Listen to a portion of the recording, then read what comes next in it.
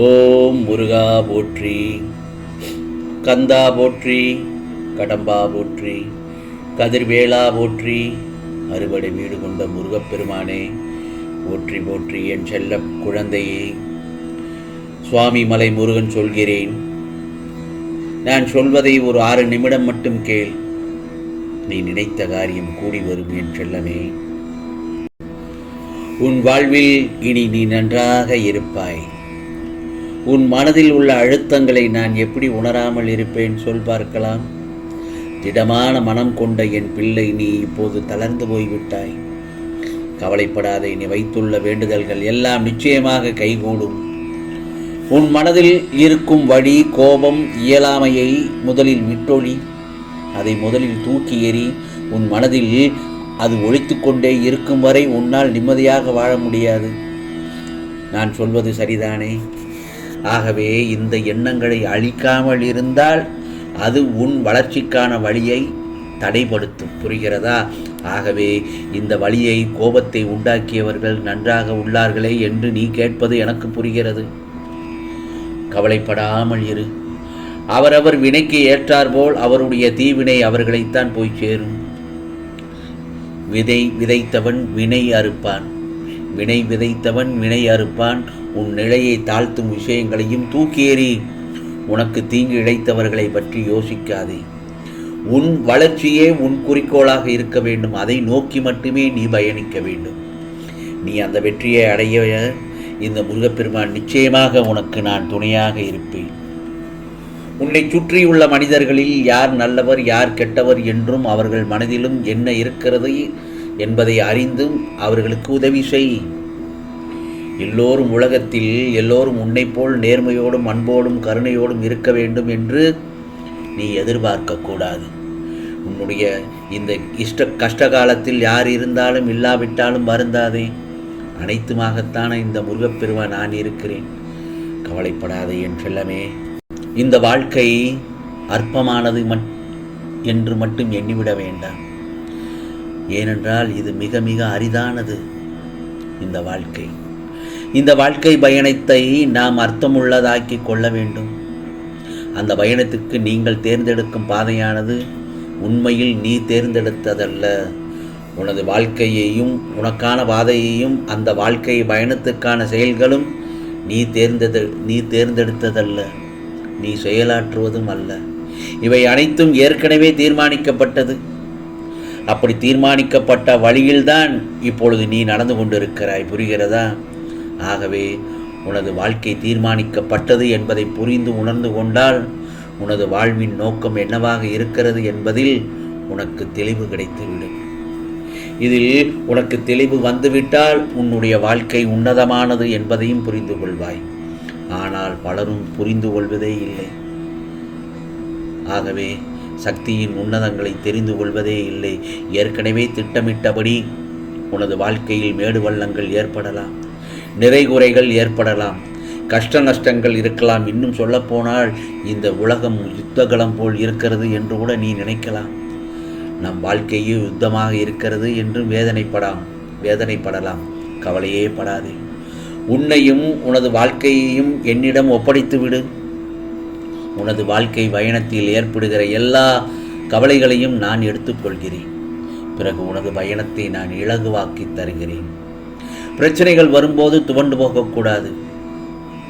தைரியமாக சந்தித்து உன்னுடைய வேலையை நம்பிக்கையோடு செய்ய வேண்டும். பிரச்சனைகளை பார்த்து நீ பயந்து ஓடினால் அது உன்னை இன்னும் வேகமாக துரத்தும். ஒவ்வொருவரின் பலவீனத்தை தெரிந்து கொண்டு ஏமாற்றுபவர்கள் இந்த உலகத்தில் இருக்கத்தான் செய்கிறார்கள். அதற்கெல்லாம் பயந்து விடக்கூடாது. அதேபோல் தேவையில்லாமல் உன்னை சுற்றி உள்ளவரை எல்லோர் மீதும் சந்தேகப்படக்கூடாது.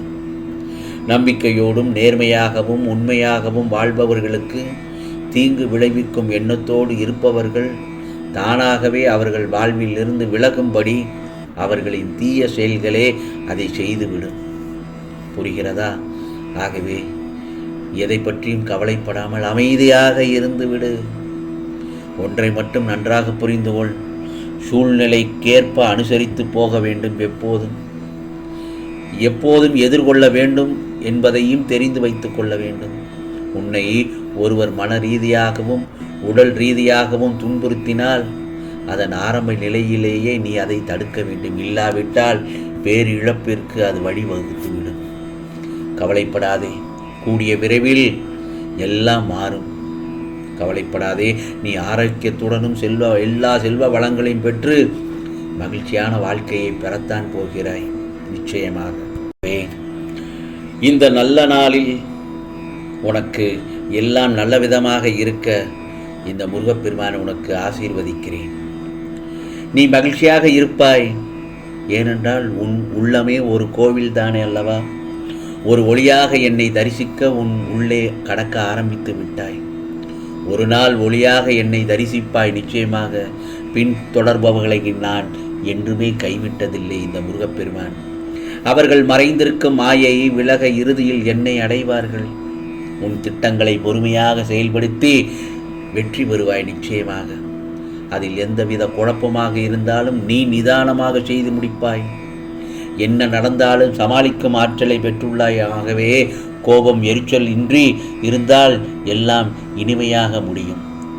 இன்று முடிய வேண்டிய வேலையை பற்றி கவலையை விடு. அந்த வேலையை நல்லபடியாக நடத்தி முடிக்க என்னுடைய ஆசீர்வாதங்கள் எப்பொழுதும் உனக்கு உண்டு. ஆனால் நீ திட்டமிட்டபடியே அனைத்தும் சரியாக நடக்கும் என்பதை முதலில் நம்ப வேண்டும். உன் மனம் மகிழ்ச்சியாக இருந்தால் உனது ஆரோக்கியம் சீராக இருக்கும். வாழ்வில் நடந்த மகிழ்ச்சியான நிகழ்வுகளை நினைத்து நினைத்து பார்த்து அதில் அந்த மகிழ்ச்சியிலே இரு. உனது ஆரோக்கியம் இன்னும் நல்லதொரு விதமாக மேம்படும். தூரத்தில் இருக்கும் உறவுகள் நட்புகளுடன் பேசி மகிழ்ச்சியாக இருப்பீர்கள். நீண்ட நாட்களாக பேசாமல் இருந்தவர்களுடன் பேசி மகிழப் போகிறாய். ஆம் செல்லமே, அதே போலத்தான் உன் வீட்டில் ஒருவருக்கு ஆரோக்கியம் குறைவாக உள்ளது என்று நீ என்னிடம் பிரார்த்தனை செய்தாய் அல்லவா? அவரின் ஆரோக்கியத்தில் நிச்சயமாக முன்னேற்றம் வரும் என் செல்லமே. அவர் நலம் பெறுவார் என்று நீ முழுமையாக நம்பு. என் திருநீரை அவருக்கு பூசி நீ ஆரோக்கியமாக உள்ளீர்கள் என்று நம்பிக்கை வார்த்தைகளை மட்டும் அவரிடம் கூறு. நிச்சயம் நலம் பெறுவார். உன் நல்ல மனத்திற்கு நிச்சயம் நல்லதே நடக்கும். உன் வாழ்வில் ஒவ்வொன்றுக்கும் தீர்வு அளித்து கொண்டுதான் வருகிறேன். இது முருகப்பெருமானின் சத்திய வாக்கு என் செல்லமே. அப்படி இருக்கும் பட்சத்தில் நிச்சயமாக உன் நம்பிக்கை வெற்றி பெறும்.